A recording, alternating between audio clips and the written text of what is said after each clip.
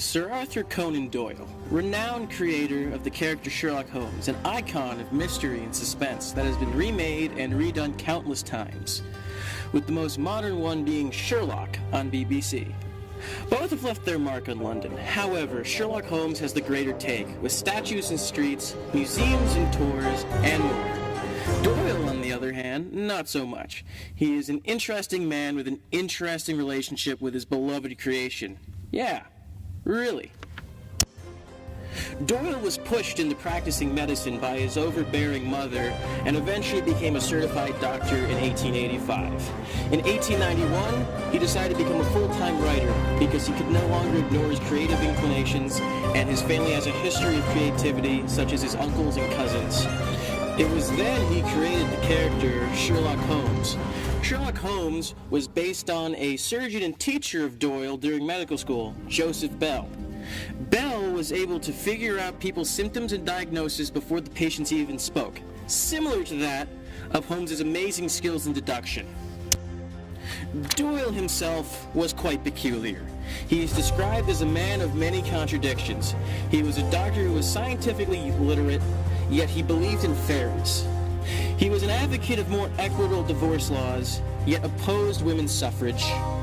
He was a humanist who sided with the oppressed, yet he supported British colonialism. And his attitude towards his most famous creation, Sherlock Holmes, follows this trend. For Sherlock Holmes was a huge hit and gave The Strand, the magazine his stories were published in, a huge boost in subscription. And yet, he got bored of Sherlock Holmes. As a result, he decided to kill off Sherlock Holmes in The Final Problem against his nemesis Moriarty, and tried working on some new ideas. As a result, subscriptions to The Strand plummeted, and soon, after having almost no money, Doyle was forced to bring back Holmes, which he did in The Hounds of Baskerville. From this, Doyle had developed a love-hate relationship with his creation, for Holmes had eclipsed his own creator. Which is why there is little to nothing about Doyle in London, but many things about Holmes.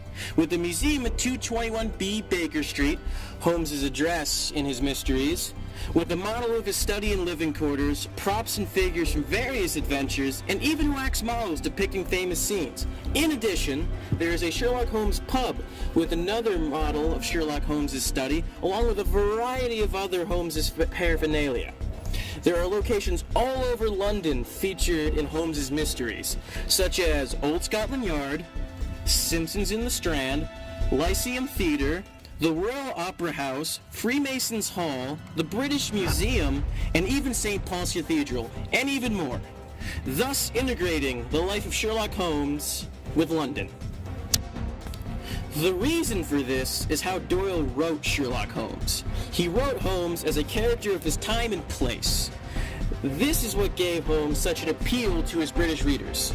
He confronted the world they lived in. He was established and rooted in Victorian London, and Doyle's mysteries represented all aspects of Victorian society, making Holmes a character that masses both adored and related to, rendering Holmes a part of Victorian society itself.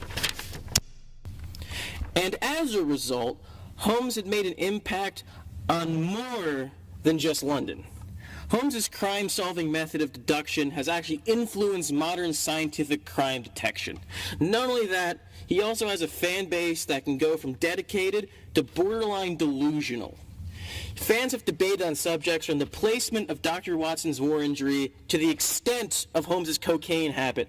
That's right, people, the world's greatest detective does drugs. Some even theorize that Holmes and Watson did exist, and that Doyle never wrote the mysteries, and instead, Dr. Watson really did record his adventures with Holmes through Victorian London.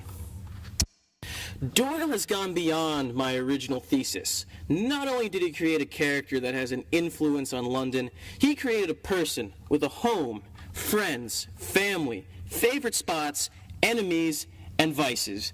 Just like that of any other person, London is just as much a part of Sherlock Holmes as he is a part of London, just like that of every other citizen of this bustling metropolis, and Doyle brought this being into existence.